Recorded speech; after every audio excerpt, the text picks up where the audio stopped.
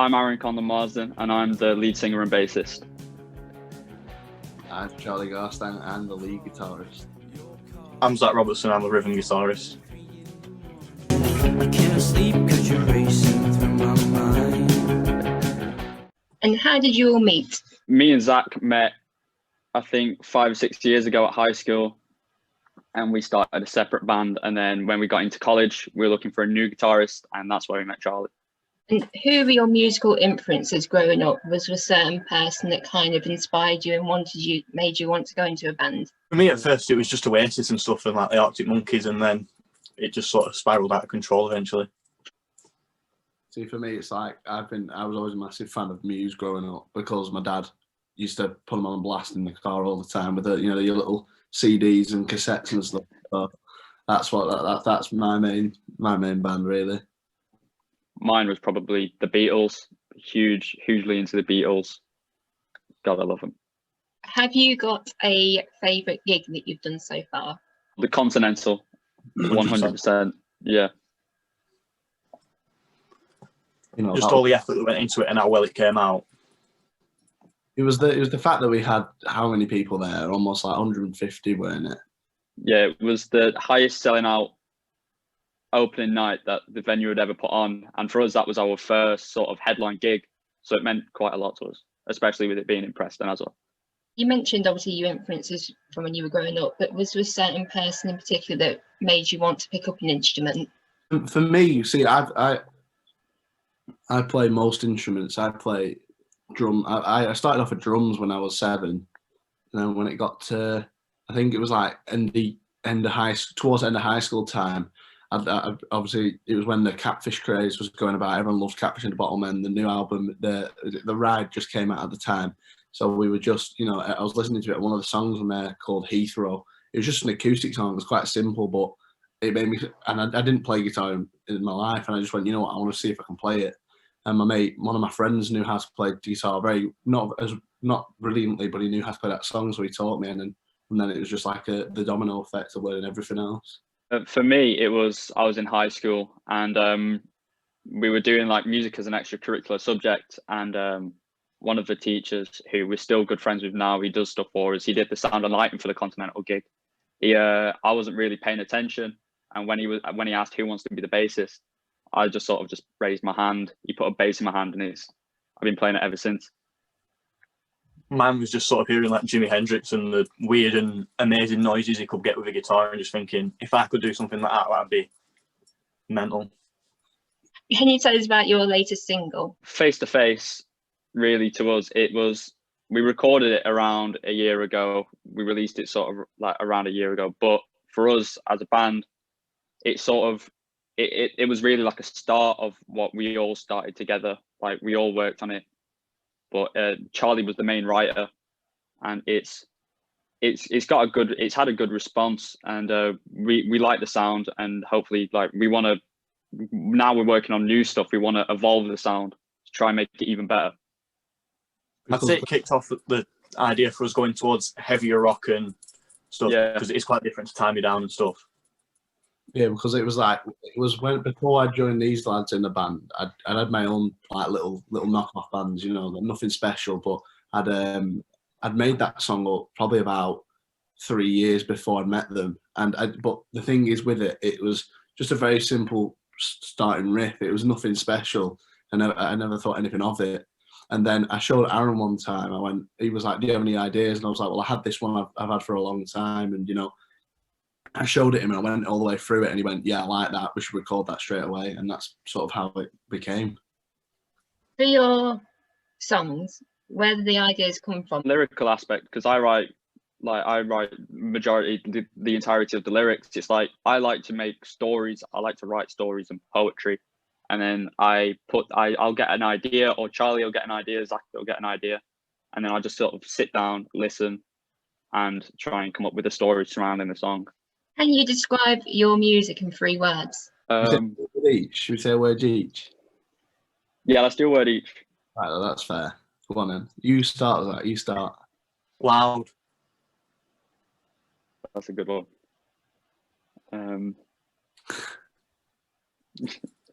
Loud. that all you've got in your dictionary, Aaron? Yeah, legendary. Okay, I'll go for heavy. That's just a simple one, but Yeah, heavy. So for anyone that's not heard of your music before, what would you say they should expect to hear? Songs that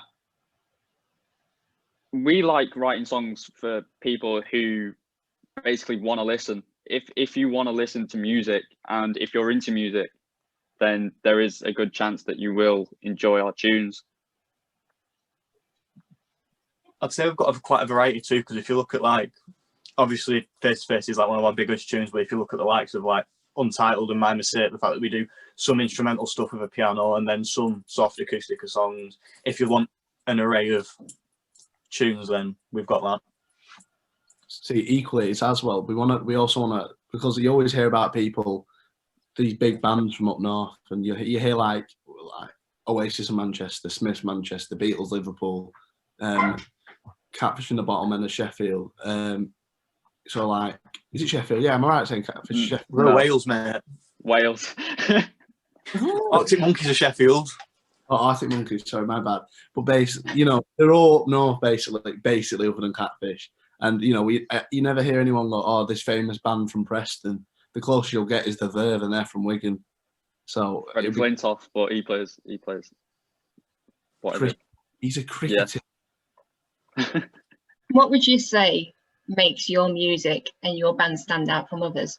We all have sort of our own ideas and our own personalities, and when you actually see when we play live, it's like right now we're quite chill, like, and all that, but when we're live, we like to put on a show.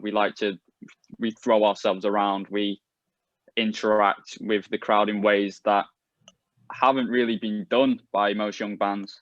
So we want to sort of make it more of a you come to the shows and you get what you pay for sort of thing.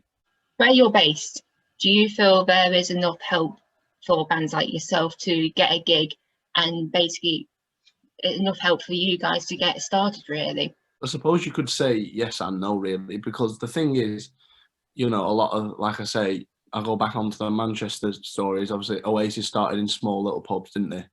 Small little pubs, and you know, they got lucky when Johnny Marr, the Smiths guitarist, he'd seen them in the pub and gave Noel one of his Gretches, and you know, sort of how he recognised through papers and whatnot. You know, Arctic Monkeys gave in their CDs after gigs, and you know, that's how they got listening to. You know, it's all different eras, but I think with Preston is it's such a close community. It's a big city, but also quite a close, like tight knit community. So we've made our own little following as we speak in Blindside. So I think we've just got to develop it more and develop more. Maybe branch out into other cities when we can. You know. There's great places in Preston too, so it's like there's the Continental that we've played at, and then there's places like the Ferret where people like Ed Sheeran, Catfish and stuff have played at before, 53 Degrees that's over the road. For that, there are some great venues, but there's not many of them. So it's one of those ones where you can do it a few times and then it's like, right, I really need to be going to new places and finding other places. Do you feel around your area as well, do you feel like there's kind of like a community with the local bands? Do you feel like they kind of help each other out? Everyone helps each other out. Everyone, there's like, we were supposed to, before COVID, we were supposed to open for a band called Rosa. Really great band.